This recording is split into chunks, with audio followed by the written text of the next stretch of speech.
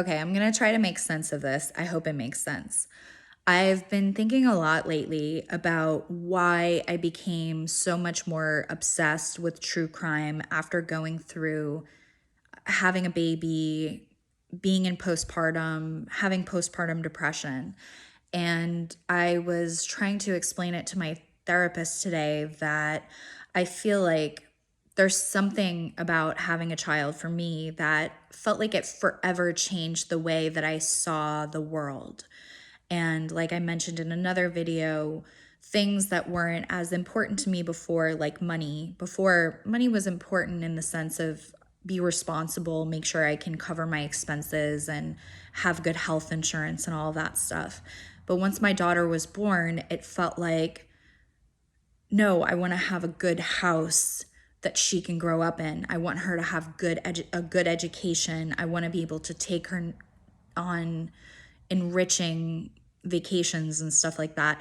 All of a sudden, the consideration of money became so much more real and urgent to me because it was through the lens of providing for her. So, along those lines, when I was going through postpartum depression, I felt so stuck.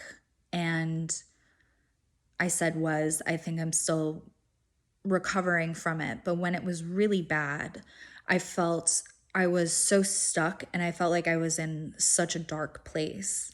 And when I started looking at some of these true crime stories again that I knew about previously, I felt like I was looking at them from a different perspective of understanding how people get to a place where they feel so desperate that they have to commit atrocious acts. Mind you, I'm not making excuses or advocating for the actions that they take. I'm trying to shed light on having some understanding of what it's like to be in a very dark place, so dark that you don't feel like you have many options.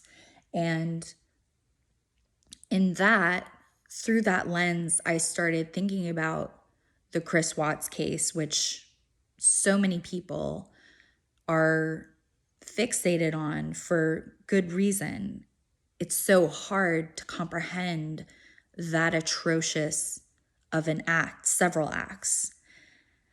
And for me, the thing I keep coming back to is, there's this idea of a parallel universe, or the idea that we are multi-dimensional beings, that this is one timeline that we're in, but there's like multiple timelines. Forgive me for getting really woo-woo here, but just try to bear with me. And for me, I think the Chris Watts outcome was so heavy, so awfully tragic, that I like to imagine, and whatever, maybe this is silly, but I just have to say it, that there's like an alternate timeline where he came clean to Shanann and he and Shanann separated and he got with Nicole, and Shanann, being the gorgeous, wonderful woman that she is, found I always imagine like a super wealthy, wonderful, handsome man who was everything that she deserved. And so she went on to have Nico and maybe even like have another son. And Chris Watts went on to maybe start a family with Nicole. And all of these children were very well provided for.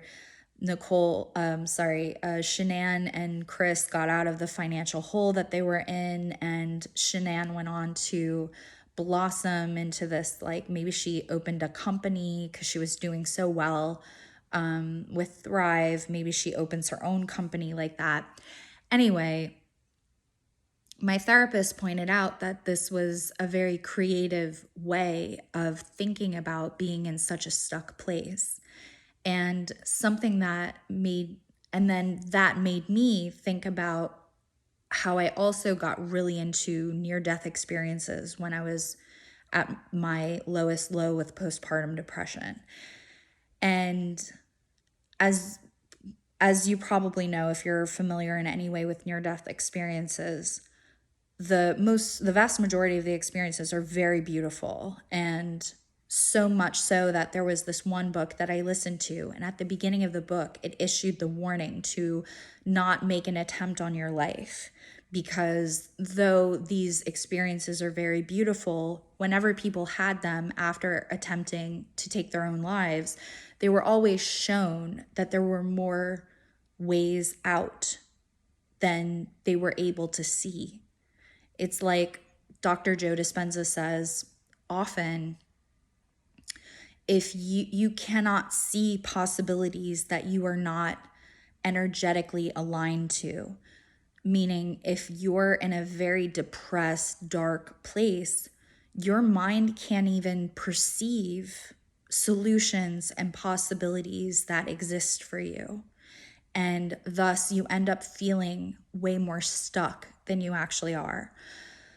So I hope this made sense. I hope it helps anyone. If you're feeling like you're in a dark place and that there's no options for you and you don't know how you'll ever get out of it, just know that your brain is literally impaired when you're in a state like that. And there are possibilities that exist. That is not some woo-woo cheerleader, optimistic thing to say. It's a very real thing that your brain cannot comprehend solutions to your problems right now. But with the right amount of help, sleep, diet, nutrition, all the things that we know help to balance us as humans, you will get out of that place.